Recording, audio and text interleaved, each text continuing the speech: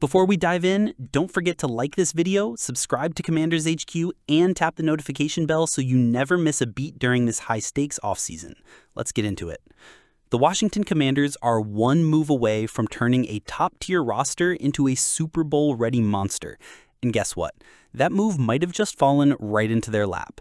After months of concern about the lack of pass-rushing depth, especially after losing Dante Fowler Jr., General Manager Adam Peters could have found a sneaky solution that might change the entire trajectory of this defense. Former Browns edge rusher Ugbo Okoronkwo is suddenly available, and he could be the low-risk, high-reward signing this team desperately needs. Let's break down why this unexpected opportunity might be the key to unlocking Washington's full potential. Let's be real, fans and insiders alike have been sounding the alarm all offseason. After a deep playoff run and a stunning NFC Championship game appearance, expectations in DC are sky high. And yet, the pass rushing department has looked unfinished. Sure, Dietrich Wise came in and Dorrance Armstrong brings familiarity with Dan Quinn's system, but there's still no clear blue-chip pass rusher in the building.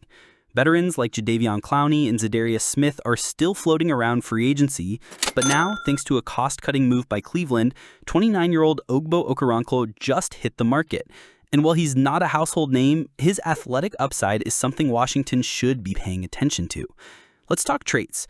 Okoronkwo has what Dan Quinn and Joe Witt Jr. love: explosiveness off the line, violent hands, and that twitchy first step. He may not have lived up to his contract in Cleveland, but the raw tools are there. And if there's a defensive staff that knows how to maximize undervalued edge players, it's Quinn's crew.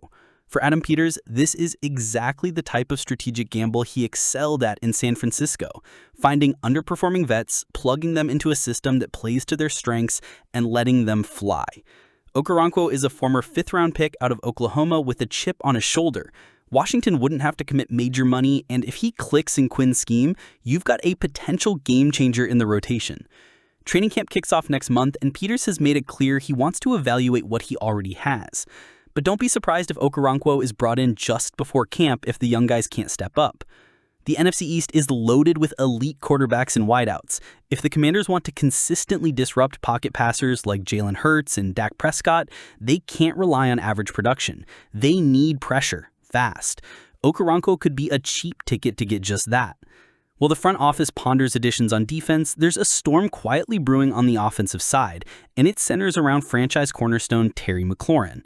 It's mid-June, and McLaurin still doesn't have a new deal. He skipped minicamp, negotiations have reportedly stalled, and according to Albert Breer, the gap between what McLaurin wants and what Washington is willing to offer is bigger than anyone expected. Let's put this into context. McLaurin has been the gold standard of professionalism and performance. 5 straight 1,000-yard seasons, double-digit touchdowns in 2024, and finally a legit QB in Jaden Daniels to help unlock his full potential. But he's also turning 30 next season, and with wide receiver contracts exploding, Jamar Chase just landed over $40 million per year. The Commanders are playing a risky game of valuation. Reports suggest McLaurin may be eyeing somewhere in the $30 million-plus range annually. Some insiders even threw out a $37 million figure that was quickly labeled outrageous. Still, 7 receivers in the NFL are already making north of $30 million per year. For McLaurin, a guy who has carried this offense through the dark years and never once made noise about wanting out, that kind of payday isn't ridiculous. It's earned. On one hand, Adam Peters is a master at negotiating team-friendly deals. On the other hand, dragging this out into training camp could send the wrong message to the locker room. This is your alpha wide receiver, your tone setter. If anyone deserves to be rewarded, it's McLaurin. Sure, the Commanders brought in Deebo Samuel, Michael Gallup, and drafted Jalen Lane, but none of them are Terry. And with Samuel also due for a contract next year, the Commanders need to pick a lane. Fast. Get it done or risk alienating your most respected veteran. What happens next with Okoronkwo and McLaurin could shape everything in 2025. On one hand, you've got a golden opportunity to plug a glaring hole on defense for cheap. On the other, you've got a potential PR nightmare brewing around one of your most beloved stars. If Peters pulls the trigger on Okoronkwo and locks in McLaurin to a fair extension before training camp, this team will be in prime position to pick up right where they left off and maybe even take the next step.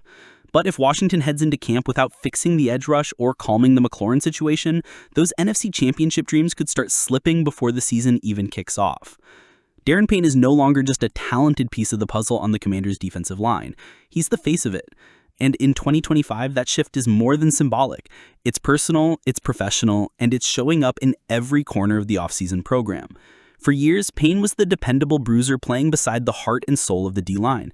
Jonathan Allen was loud, emotional, demanding, the true alpha. Payne, he handled his business quietly, put up numbers, and did what was asked. But Allen's departure to the Minnesota Vikings has left a leadership vacuum. The question was, would Payne step into it? According to everyone inside the building, he absolutely has. A new voice, a new vibe in the Commanders' trenches. ESPN's John Keim recently confirmed what many players and coaches have privately shared throughout OTAs and minicamp. Multiple people in the organization singled him out during OTA work, also saying he appears more relaxed and a little more outgoing, Keim reported. This is the same Daron Payne who just 2 years ago forced the front office into a corner with a career-best 11.5 sacks, then parlayed that into a 4-year, $90 million deal. Since then, just 8 sacks in 2 seasons, and whispers of underperformance began to grow louder. But now, with no Jonathan Allen to defer to, there's a new tone around Payne's presence in Ashburn, and that's no accident. A challenge accepted and a leadership role claimed. Let's not sugarcoat it. 2025 is a make-or-break year for Payne in D.C. He carries a $26.17 million cap hit, the largest on the roster, and would cost the team nearly $28 million in 2026 unless released, which would save about $16.8 million. Translation, he's playing for his future. But instead of folding under pressure or coasting through workouts, Payne has embraced the moment. He's helping younger players, setting the tone in meetings, and showing up to every rep like he's got something to prove. This isn't just about proving he's still elite, but it's about proving he's essential to the team's next evolution. What this means for Dan Quinn's defense? Let's be real. Dan Quinn knows how to build elite defensive units. He's coached some of the most ferocious front sevens in the league. But even the best coaches need cornerstones, and Payne's rise into a vocal leader comes at the perfect time. The Commanders' D-line underwent massive changes this offseason. Jonathan Allen's gone, Chase Young and Montez Sweater long gone. Even Dante Fowler Jr. walked in free agency. In comes Jerzon Newton, a second-year pro full of upside, but he's not ready to lead yet. That mantle, it now belongs to Payne. If Payne returns to his Pro Bowl form while providing leadership in the trenches, it raises the ceiling of the entire defense. It also makes the jobs of Frankie Louvu and Bobby Wagner that much easier at the second level. Add in a revamped secondary with promising young corners, and you've got a formula that can wreak havoc across the NFC. Still a risk, but one worth betting on. Let's not act like this is a guaranteed storybook ending. There are real risks here. If Payne falters, the front office will face an uncomfortable decision next March to keep the expensive vet or cut ties and save cap room for 2026. But the early signs are promising. Payne looks re-energized. He's acting like a cornerstone, not just cashing checks. And if that attitude carries over into training camp and beyond, the Commanders' faith in him might finally be rewarded. You can't put a price tag on leadership in the trenches, especially with a young franchise quarterback like Jaden Daniels and a first-year defensive regime under Dan Quinn. If Payne can combine his natural talent with this newfound edge, he could be the emotional anchor that holds the line together all season long. And let's be honest, players notice this stuff. When your highest paid defensive lineman is setting the tone and helping others improve, it lifts the entire room. That's the kind of cultural change Dan Quinn and Adam Peters have been building towards since they arrived. Remember last year, the Commanders didn't just win. They played connected football. That only happens when guys like Daron Payne embrace leadership even when it's uncomfortable, even when it's unfamiliar. And right now, he's doing just that. A redemption arc in the making? Maybe this is Payne's second act. Maybe it's his redemption arc.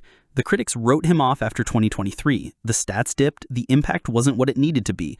But this year, he has the chance to rewrite that narrative, not just as a player, but as a pillar of the locker room. And if he delivers, a new extension is not out of the question. In fact, it may become a priority. So now it's your turn, Commanders fans. Would you take a gamble on Ugbo Okoronkwo to fix the pass rush? And what's your price limit for locking up Terry McLaurin? Drop your thoughts in the comments. If you enjoyed this update, hit that like button, subscribe to Commanders HQ for more daily insider coverage, and turn on notifications so you never miss a beat during this high-stakes offseason. Until next time, hail to the Commanders.